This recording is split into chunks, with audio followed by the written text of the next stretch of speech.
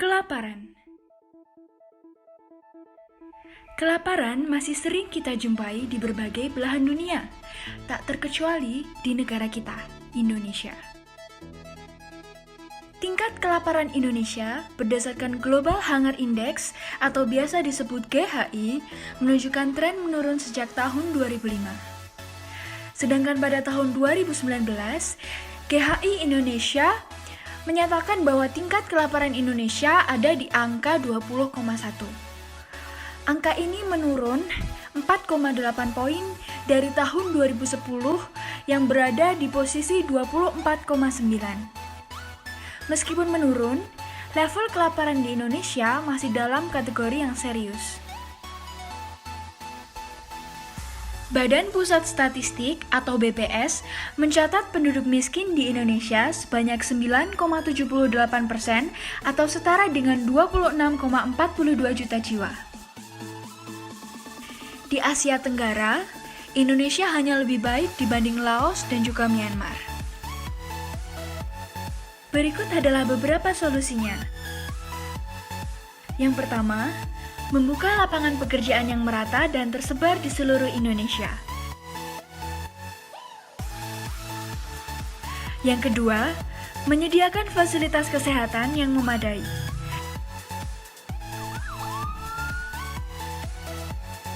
Yang ketiga, bekerja sama dengan komunitas atau food bank.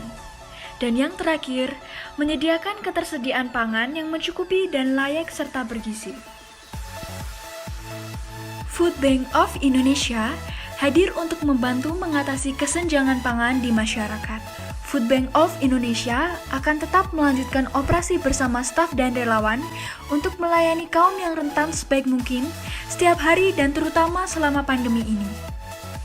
Sembari perkembangan-perkembangan baru muncul, kami akan terus memantau situasi dan bertindak sesuai dengan petunjuk dan panduan respon terhadap COVID-19. Kami menghadirkan aplikasi Bilik Berbagi untuk mengatasi masalah kelaparan di Indonesia. Aplikasi Bilik Berbagi merupakan sebuah aplikasi yang terintegrasi untuk membantu FOI dalam menyediakan wadah pengumpulan data dan menyampaikan informasi. Melalui aplikasi ini, FOI dapat melakukan survei terkait social mapping dan mendata calon relawan yang ingin mendaftar di seluruh Indonesia. Melalui Bilik Berbagi, FOI bisa mengetahui keberadaan dan jumlah balita dengan status gizi buruk dan jumlah balita yang sudah berkecukupan gizi.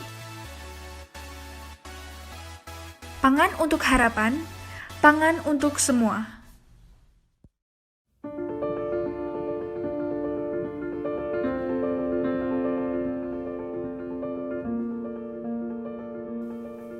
Penggunaan masker di tengah pandemi COVID-19 saat ini merupakan satu hal yang sangat penting dan wajib dilakukan oleh seluruh orang di dunia sebagai langkah awal pencegahan penularan virus COVID-19.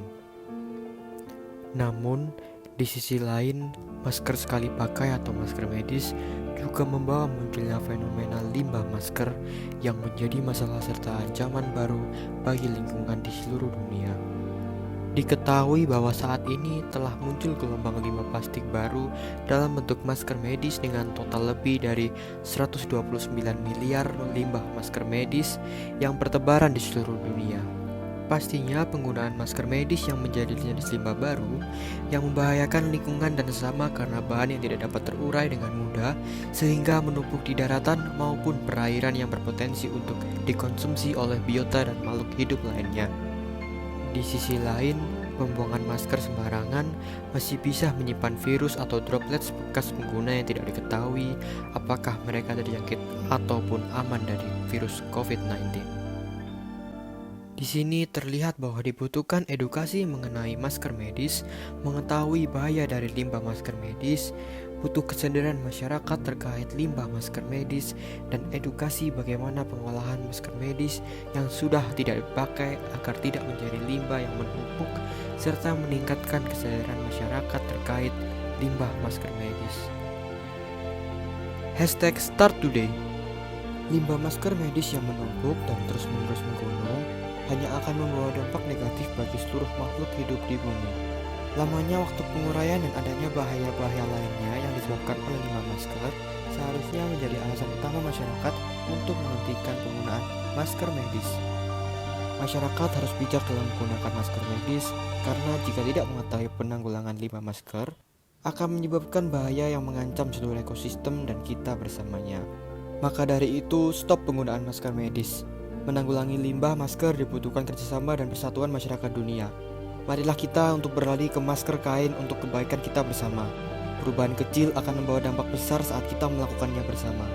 Sehingga dalam perjuangan tanpa akhir melawan COVID-19, masyarakat dapat lebih bijak dalam menentukan penggunaan dan perlindungan diri.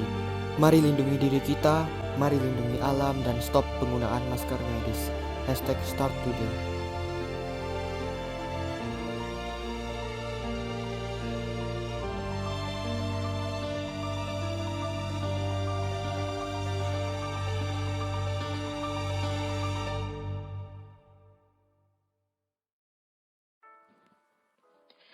Pelecehan seksual menjadi kasus sosial yang selalu meningkat setiap tahunnya.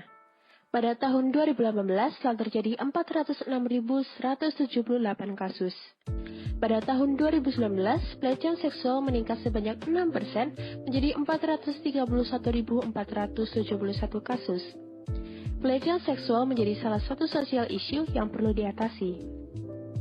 Dengan banyaknya kasus pelecehan seksual tersebut, masyarakat memerlukan keamanan yang lebih baik. Maka dari itu, kami membuat aplikasi Emergency Button yang bisa digunakan dalam berbagai situasi berbahaya. Aplikasi ini memiliki dua fungsi utama. Yang pertama dengan memanggil pihak berwenang dan menarik perhatian orang sekitar. Di saat seseorang dalam kondisi berbahaya, mereka cukup menekan satu tombol atau dengan menggunakan Voice Distress Detection untuk memanggil bantuan dari pihak berwenang. Dengan aplikasi ini, masyarakat khususnya para perempuan akan merasa lebih aman.